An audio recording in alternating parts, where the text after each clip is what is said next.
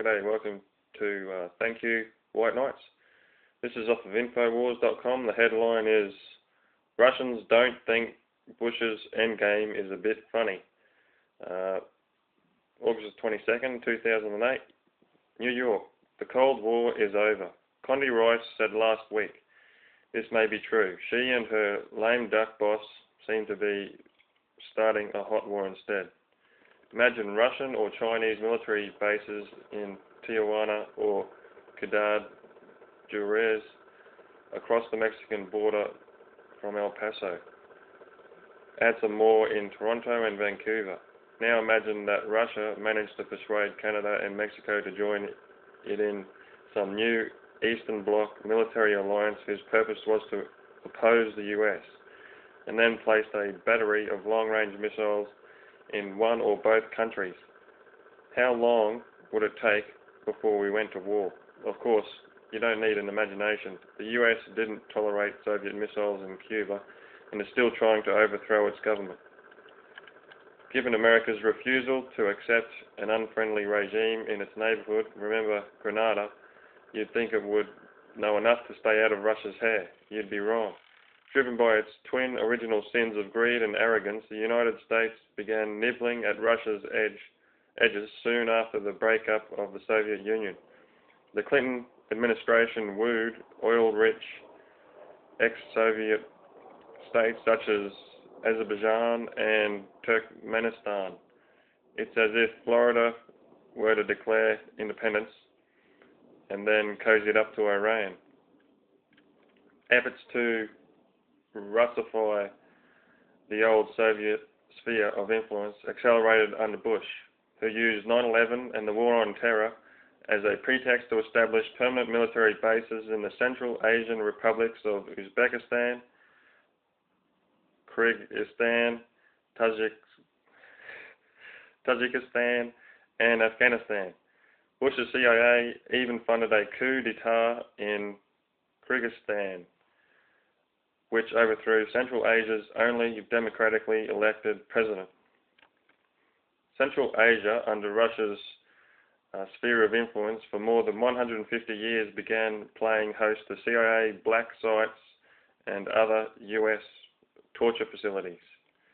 The US invited ex-Soviet bloc states, the Czech Republic, Hungary, Poland, Bulgaria, Romania, the Baltic states, to join NATO, the Cold War era anti-Russian military alliance. Recently, it even encouraged the former Soviet republics of Ukraine and Georgia to apply for membership, emboldening Georgia into its recent conflict with Russia. Now, the Bush administration has convinced Poland to base 10 RIM-161 Standard Interceptor missiles, SM-3s, along Russia's western border. Republics that were once part of or fell under the influence of the Soviet Union are sovereign states. They are legally and morally permitted to form alliances with any other nation they choose, including the United States. Still, you have to wonder, don't these guys own a map? Doesn't it make more sense to suck up to the superpower next door than the one an ocean away? More to the point, from our perspective, why would the US think provoking Russia by encroaching on its traditional sphere of influence is a good idea? For Russia, using newfound oil wealth to rebuild its military, the Polish-American missile deal is the last straw.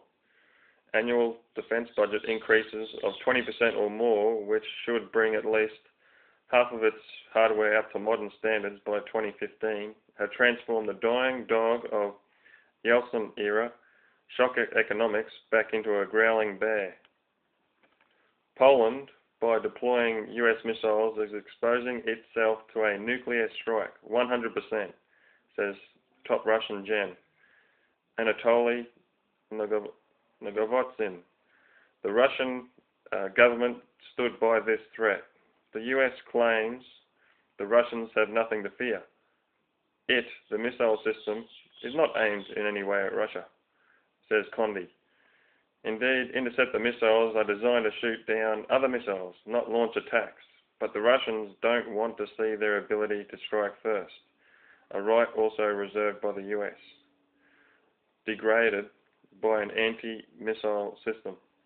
They also worry about the slippery slope. What new weapons will the US place in Eastern Europe later on? Russia's concerns are no different than ours would be if they were the ones arming Canada against us. But Condi's reassurances are too cute by half. Shortly before signing the missile deal with Poland, she commented, "This will help us to deal with the new threats of the 21st century, of long-range missile threats from countries like Iran or from North Korea." Sounds reasonable for geography. Nearly 2,000 miles separates Iran and Poland. North Korea is nearly 5,000 miles away from Poland. But Iran's longest-range missile, the Shahab-3, can only go 1,200 miles, about the same as North Korea's equivalent.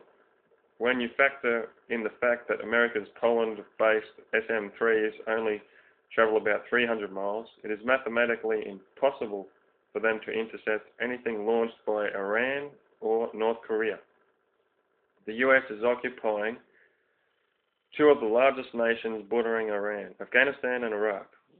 Wouldn't building a missile shield there make a zillion times more sense? As for North Korea, well, we have a base in Okinawa, not to mention 25,000 troops in South Korea.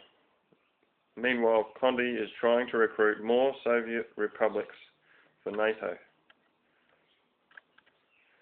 "We are going to help rebuild Georgia into a strong Georgian state," Rice told Fox News. "The Russians will have failed in their effort to undermine Georgia, and we will be looking at what we can do with the states around that region as well." Are the Bushies trying to create a national emergency pretext for cancelling the presidential election, or are they just crazy? No one knows their motives. But it's hard to escape the conclusion that after lying us into two losing wars, Cheney and co.